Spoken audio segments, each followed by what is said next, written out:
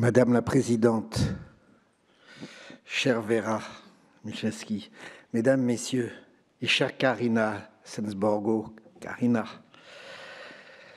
vous savez peut-être que l'année 2024 sera celle du centenaire du premier manifeste du surréalisme d'André Breton. Pourquoi j'interviens avec cette phrase autour de Breton?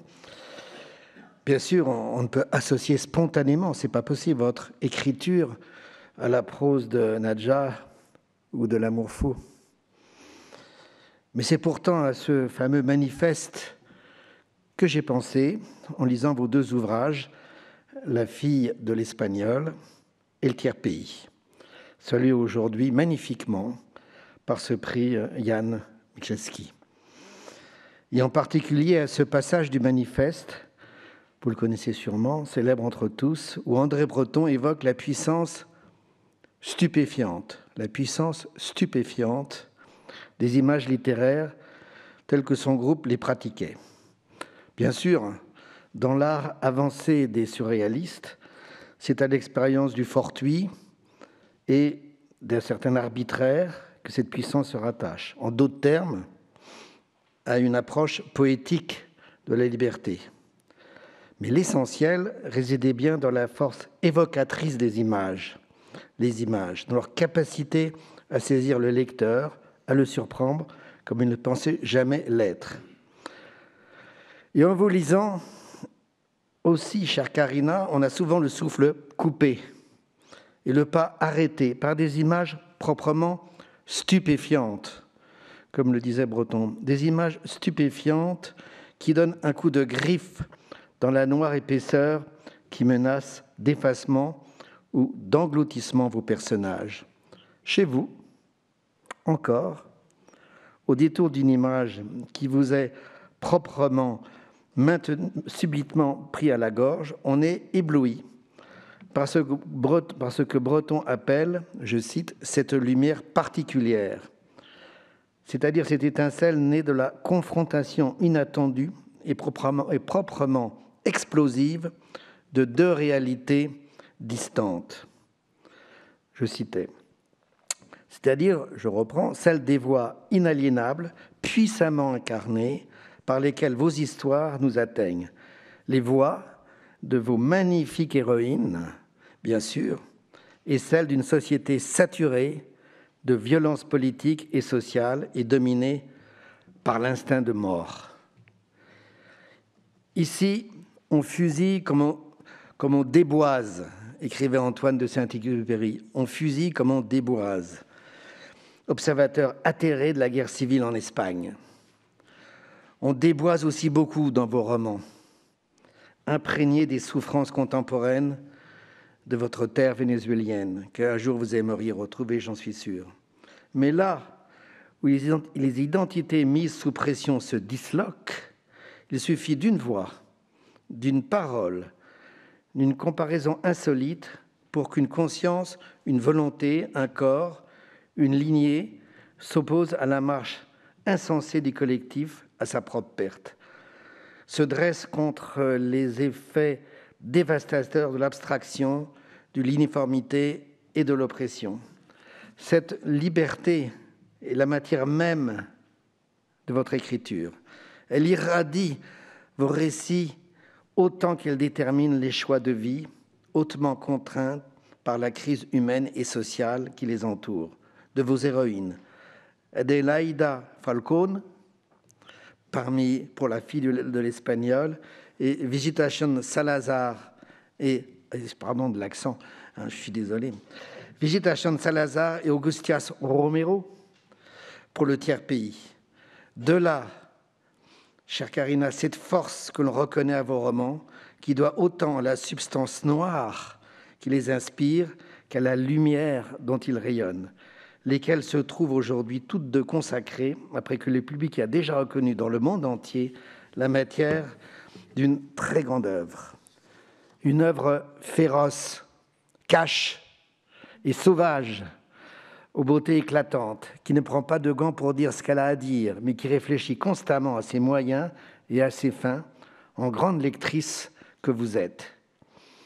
Il est vrai que vos romans, qui tirent leur inspiration de la vie véritable, sans toutefois s'y aliéner, semblent écrits du point de vue du cauchemar. Il serait comme une chasse à courre racontée par l'animal traqué au plus près de la meute qui le poursuit. Telle votre Adélaïda, réfugiée dans l'appartement voisin du sien, condamnée au spectacle obscène de celles qui sont entrées par effraction dans son histoire intime et l'en ont expropriée, observatrice et victime de cette révolution qui brise les vies comme de la vaisselle de famille et corrompt les âmes comme on dévaste des bibliothèques. Certains ont dit que cette vision apocalyptique destine vos romans au rayon des ouvrages dystopiques. À côté du 1984 de George Orwell, plongeons les vérités humaines dans un bain d'irréalité pour mieux les révéler. C'est vrai à certains égards, et à votre manière, vous y excellez avec cette science du récit et des situations romanesques qui tient à chaque instant votre lecteur en haleine. Mais ce n'est pas complètement vrai pourtant. Ce n'est pas complètement vrai, car je ne vois pas dans votre démarche la volonté de devancer le monde d'après, celui qui nous serait promis lorsque les hommes auront fini avec l'histoire des hommes. J'ai l'impression plutôt que la fiction et l'écriture sont pour vous une manière particulière d'exercer votre regard sur le monde, une manière autre, et qui se justifie pleinement parce qu'elle est autre. Un écho à ce qu'écrivait l'un de vos maîtres, l'intransigeant Thomas Bernhard, l'auteur de La Cave et des arbres à abattre, à propos de la ville de Salzbourg. Il écrit « On n'écrit rien à partir de la crème chantilly », dit-il.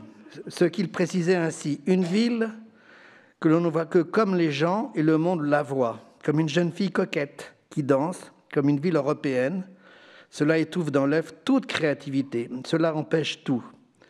Et aux jeunes écrivains, il recommandait ce dont vous avez besoin, vous autres, c'est tout simplement de la vie même, de la beauté et de la flétrissure du monde. Ce qu'il vous faut, ce n'est pas des prix d'encouragement, des bourses ou des assurances sociales. C'est le déracinement de votre âme et de votre chair, la désolation, la déréliction quotidienne.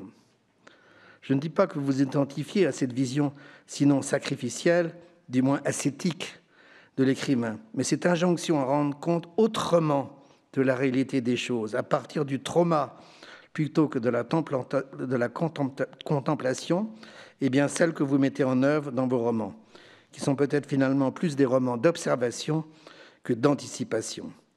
Car c'est bien du cauchemar au cœur de la mêlée, sur la route des migrations et jusqu'au lieu même du cimetière, s'agissant du tiers-pays, qu'émerge l'authenticité et la richesse émotionnelle de votre écriture, lesquelles s'expriment encore une fois par la voix lumineuse de vos héroïnes, sentinelles d'une condition humaine 1000 fois bafouée, atteinte mortellement dans sa capacité à aimer, à donner la vie, à s'épanouir, à contempler. Au vrai, chère Karina, l'amour et la sexualité ne tiennent qu'une place accessoire dans vos romans, ce qui n'est pas si courant en littérature. La fille de l'Espagnol, comme le tiers-pays, c'est un peu Thanatos sans Eros. Mais quelle place resterait-il pour le plaisir, la séduction, voire le sentiment sur ces terres dévastées où notre part d'humanité ne se détache plus que sur un paysage de ruines et de cendres, et où le cimetière devient le sanctuaire non seulement des morts, mais des vivants. Des vivantes, faudrait-il dire, car le monde corrompu et délabré, sans règle ni raison, n'est rien d'autre que le legs d'une masculinité portée à son plus haut point de démesure, et dont les premières victimes sont les femmes, les enfants, et pour ainsi dire, l'innocence du monde. Vos livres appartiennent à vos héroïnes, qui portent leurs enfants non plus dans leur ventre, mais dans une boîte de chaussures, et qui s'unissent dans une sororité de sauvetage, de refondation. Vous leur avez confié les clés, même si certaines ont trahi, se sont faites complices, les clés de la dignité et de la liberté, conquises sur le territoire miné des hommes. Et il n'est pas innocent que c'est en prenant l'identité d'une femme morte qu'une autre femme, Adélaïda, sauve sa peau et s'ouvre la porte d'une nouvelle vie en Espagne. La solidarité des femmes dans votre univers de larmes et de sang, où la beauté du monde n'est presque plus qu'un souvenir, et où les souvenirs ne sont presque plus rien, dépasse les limites convenues entre la vie et la mort. La transmission reste possible, mais elle se fait entre femmes. Et si la femme était bel et bien l'avenir de l'homme? Cette interrogation, que Malraux du reste a eue aussi, est au cœur de vos romans comme elle l'est au cœur de notre époque. Et vous l'élevez au-delà des revendications féministes en lui donnant sa grande figure littéraire. Laissez-moi enfin vous dire, chère Karina, toute ma fierté d'éditeur à voir votre œuvre saluée par ce si beau prix. Un prix, effectivement, auquel on attache beaucoup d'importance compte tenu de son caractéristique, d'être à la fois une formation sur 3 ans et un renouvellement des jurys. Je pense qu'on devrait s'inspirer en France de ce modèle. Je regrette donc au jury d'avoir porté son attention sur ce prix qui, de sa qualité rare, enrichit la belle histoire unissant les littératures d'expression française et hispanique, sous l'œil amical et bienveillant de notre regretté Roger Caillois, que nous ne pouvons qu'imaginer heureux de tels prolongements.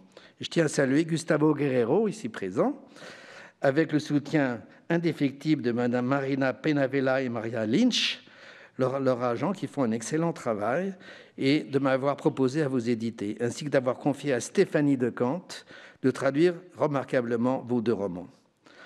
À nous de défendre cette littérature de grande classe et très contemporaine, qui ne cache rien des violences de ce monde et sait en dégager de grandes vérités. Cette même littérature qui s'inscrit dans le prolongement d'œuvres aussi remarquables que celles de Juan Rulfo et de son Pedro Páramo. Merci et bravo.